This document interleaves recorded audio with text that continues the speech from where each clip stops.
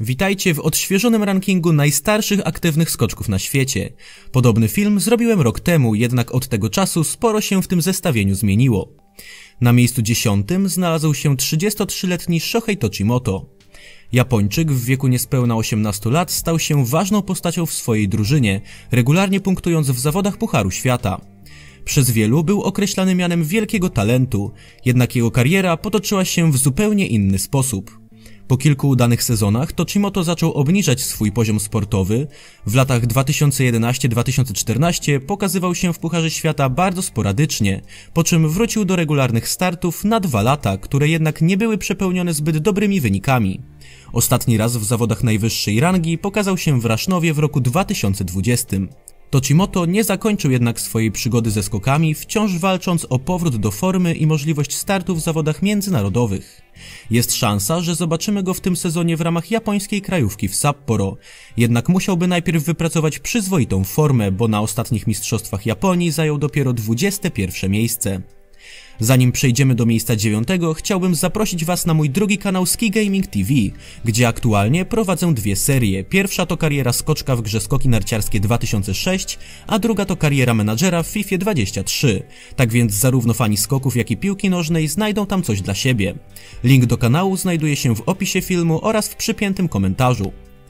Miejsce 9 zajmuje najstarszy aktywny reprezentant Czech, czyli Roman Koudelka. Dobrze znany 33-letni skoczek od kilku lat jest cieniem samego siebie, co nie jest wielkim zaskoczeniem, biorąc pod uwagę kondycję czeskich skoków narciarskich. Jest on 5-krotnym zwycięzcą zawodów Pucharu Świata, natomiast na podium znalazł się 11 razy, po raz ostatni w 2016 roku. Ostatni raz w czołowej 10 zawodów Pucharu Świata zameldował się w Sapporo w roku 2020, natomiast ostatnie punkty zdobył w TTZ Neustadt w sezonie 2021-22, zajmując 27 miejsce. W obecnym sezonie 2022-23 tylko raz przebrnął kwalifikacje, zajmując w konkursie w Wiśle ostatnie 50. miejsce. Na miejscu 8 znalazł się kolejny Japończyk Taku Takeuchi. 35-letni skoczek 4 razy stawał na podium konkursów Pucharu Świata, jednak nigdy nie udało mu się zwyciężyć. Ostatnie podium wywalczył w Lahti w roku 2016, a ostatni raz w czołowej 10 zameldował się zaledwie 2 tygodnie później w Aumatach. Od tamtej pory jego forma ulegała stopniowemu pogorszeniu, a od roku 2020 w ogóle nie występuje w Pucharze Świata. W grudniu 2022 roku odniósł jednak podwójne zwycięstwo podczas lokalnych zawodów rozgrywanych w Japonii, czym znacząco przybliżył się do powrotu do Pucharu Świata, który prawdopodobnie nastąpi w Sapporo, gdzie Takeuchi będzie mógł wystąpić w ramach krajówki. Miejsce 7 zajmuje pierwszy Polak w tym zestawieniu, czyli Kamil Stoch.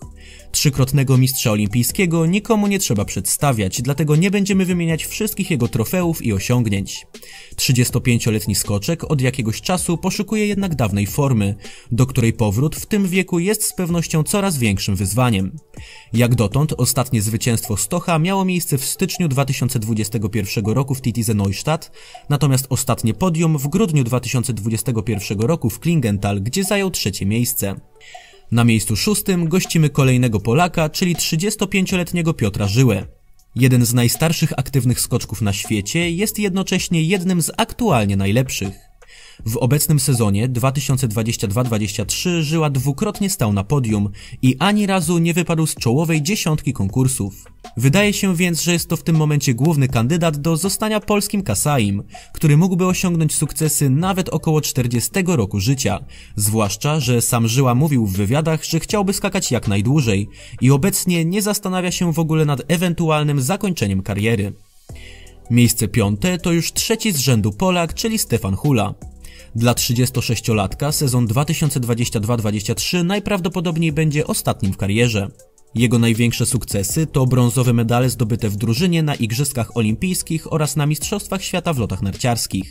W Pucharze Świata najlepsze wyniki osiągał w sezonie 2017-18, notując m.in. swój najlepszy występ w karierze, czyli 4. miejsce w Zakopanem. Niestety w kolejnych sezonach ani razu nie wszedł już choćby do czołowej 15 jakiegokolwiek konkursu, choć ostatnie dotychczas punkty zdobył w tym sezonie podczas inauguracji Pucharu Świata w Wiśle, gdzie zajął 27. miejsce. Na miejscu 4. w naszym zestawieniu znalazł się 37-letni Manuel Fettner, który jest prawdziwą rewelacją ostatnich 2 sezonów. Skoczek, który zadebiutował w Pucharze Świata podczas 49. turnieju 4 skoczni, tego samego, który wygrał Adam Małysz, rozpoczynając erę swojej dominacji, po latach solidnych występów pogrążył się w kryzysie w roku 2019. W sezonie 2019-20 34-letni Fettner wystąpił tylko w austriackiej części turnieju 4 skoczni, nie przechodząc kwalifikacji w Innsbrucku i zajmując 41. miejsce w Bischofshofen. Większość kibiców była wtedy przekonana, że widzi Fettnera w zawodach najwyższej rangi po raz ostatni. W kolejnym sezonie zaczął jednak stopniowo odbudowywać formę, aby podczas olimpijskiej zimy wywalczyć indywidualnie srebrny medal na Igrzyskach w Pekinie, mimo 36 lat na karku. Natomiast w obecnym sezonie 37-letni Fettner został 3. najstarszym skoczkiem na świecie, który stanął na podium konkursu Pucharu Świata, czego dokonał w Engelbergu, przegrywając tylko z Dawidem Kubackim. Jest on jednocześnie najstarszym w historii Europejczykiem, który znalazł się na podium zawodów Pucharu Świata, ponieważ w tej klasyfikacji wyprzedzają go tylko Noriaki Kasai i Takanobu Okabe. Pora na czołową trójkę naszego zestawienia, którą otwiera 41-letni Heng-chul Choi. Reprezentant Korei Południowej, dla którego zeszły sezon miał być ostatnim, postanowił jednak kontynuować swoją przygodę ze skokami. Wydaje się jednak, że może być ciężko, aby zobaczyć go jeszcze kiedyś w zawodach Pucharu Świata. Na Mistrzostwach Korei Południowej, które odbyły się we wrześniu 2022 roku, Choi przegrał z kombinatorem norweskim Jeon Parkiem różnicą aż 44 punktów. Jest to więc poziom, który z pewnością nie pozwoliłby nawet walczyć o czołową 30 w słabo obsadzonych zawodach FIS Cupu, a co dopiero w Pucharze Świata. Możliwe jednak, że koreański weteran pokaże się na przykład na Mistrzostwach Świata w Planicy, aby pożegnać się ze skokami w jakichś oficjalnych zawodach.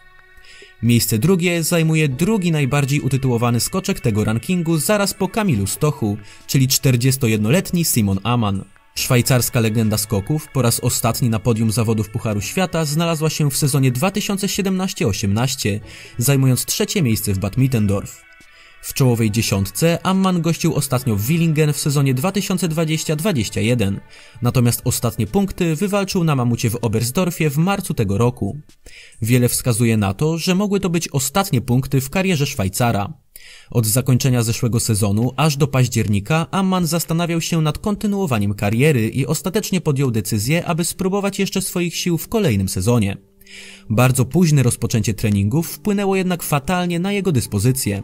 W obecnym sezonie pojawił się tylko podczas kwalifikacji do pierwszego konkursu w Engelbergu, gdzie zajął niestety 51. miejsce.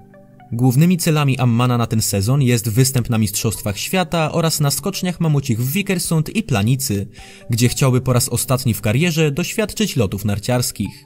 Co ciekawe, w niedawnym wywiadzie 4-krotny mistrz olimpijski powiedział, że tak naprawdę nigdy nie zamierza ogłosić zakończenia kariery, ponieważ skoki narciarskie są jego nierozerwalną częścią i nie wyobraża sobie ich całkowitego porzucenia. Po zakończeniu obecnego sezonu Ammann pójdzie więc najprawdopodobniej drogą Kazuyoshiego Funaki, który również nigdy nie ogłosił oficjalnie zakończenia kariery, jednak od roku 2013 nie startuje w żadnych międzynarodowych zawodach, a jedynie pojawia się w lokalnych japońskich konkursach, traktując od tego czasu skoki jako pasję i hobby. No i pozostał nam zdecydowany zwycięzca rankingu, czyli 50-letni Noriaki Kasai. Japończyk, który zadebiutował w Pucharze Świata w 1988 roku, wciąż walczy o powrót do dobrej dyspozycji i powołanie na zawody międzynarodowe. Po raz ostatni na podium zawodów Pucharu Świata widzieliśmy go na zakończenie sezonu 2016-17 w Planicy, kiedy zajął 3. miejsce. 2 lata później w Sapporo po raz ostatni znalazł się w czołowej 10, natomiast ostatni występ w Pucharze Świata zaliczył również w Sapporo w sezonie 2019-20. W grudniu 2022 roku w lokalnych japońskich zawodach zajął kolejno 13. i 19. miejsce, co nie napawa optymizmem w kontekście ewentualnego startu Kasaiego w ramach krajówki w Sapporo. Jeżeli jednak jego dyspozycja w najbliższych tygodniach ulegnie poprawie, to być może już niedługo będziemy mieli okazję zobaczyć 50-letniego skoczka startującego w Pucharze Świata. W dzisiejszym filmie to już wszystko. Jak myślicie, którzy skoczkowie z tego zestawienia zakończą swoje kariery po aktualnym sezonie, a których będziemy oglądali na skoczni jeszcze latami? Swoimi opiniami możecie podzielić się w komentarzach. Tymczasem dziękuję za obejrzenie mojego filmu i zapraszam do oglądania następnych. A na razie, do usłyszenia.